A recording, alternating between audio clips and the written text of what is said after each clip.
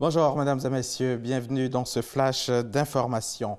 Le président Alassane Ouattara a présidé hier l'ouverture des travaux de la 44e session du Conseil des ministres des Affaires étrangères de l'OCI, l'Organisation de la coopération islamique. La rencontre va durer 2 jours. Elle s'achève donc ce mardi. La session porte sur le thème jeunesse, paix et développement dans un monde de solidarité. Le chef de l'État a saisi cette occasion pour saluer la solidarité de l'organisation qui a permis à la Côte d'Ivoire d'être élu membre non permanent du Conseil de sécurité de l'ONU. Et juste après l'ouverture des travaux de la 44e session du Conseil des ministres des Affaires étrangères de l'OCI, le président de la République, Alassane Ouattara, a échangé successivement avec le secrétaire de l'Organisation de la coopération islamique et le président de la Banque islamique de développement. Toute autre chose à présent, les pluies diluviennes qui se sont abattues samedi et dimanche sur la région de San Pedro ont cassé le pont de la déviation San Pedro-Tabou. Elles ont aussi provoqué la mort d'un jeune garçon décédé des suites de blessures provoquées par l'effondrement d'une maison dans le village de Moussadougou à une quarantaine de kilomètres de San Pedro sur l'axe de la côtière. Le constat sur place de Sam Conan et Teresa Peyoboué. Route barrée. Cette enseigne invite les automobilistes à rebrousser chemin. La voie de déviation créée à l'issue de l'effondrement du pont reliant San Pedro à Tabou est impraticable. L'eau a emporté les 4 buses qui servaient de pont de passage provisoire. Ce qu'on va faire, c'est attendre que les eaux baissent parce qu'il y a assez d'eau et tenter de récupérer les éléments de bus et les reposer.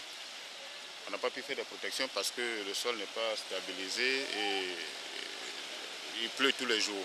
Et la météo annonce de fortes pluies dans la région.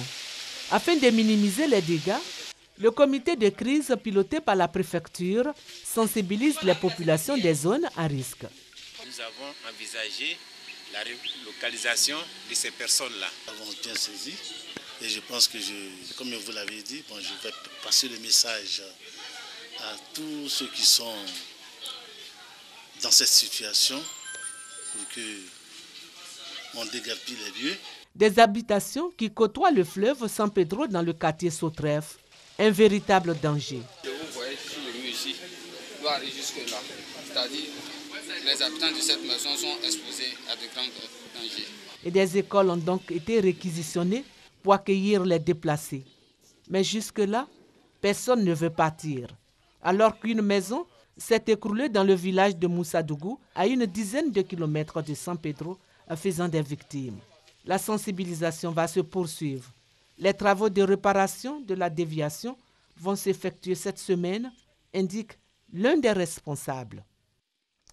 L'actualité internationale, en bref, on est toujours sans nouvelles de nombreux militaires maliens portés disparus depuis dimanche après un accrochage avec de présumés djihadistes à une 60aine de kilomètres de Ménaka dans le nord-est du pays. Depuis quelques mois dans cette région, surtout sur l'axe qui mène vers la frontière nigérienne, un groupe de djihadistes mène souvent des attaques. Son chef, Abou Walid al-Sarawi, ancien haut responsable du Moudjahou, a récemment fait allégeance à l'organisation État islamique.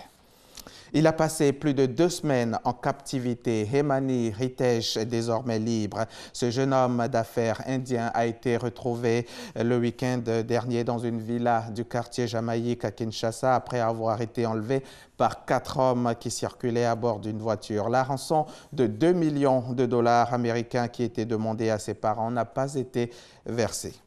16 personnes sont décédées ce lundi à la suite du crash d'un avion militaire dans l'État du Mississippi au sud des États-Unis, survenu vers 16 h heure locale.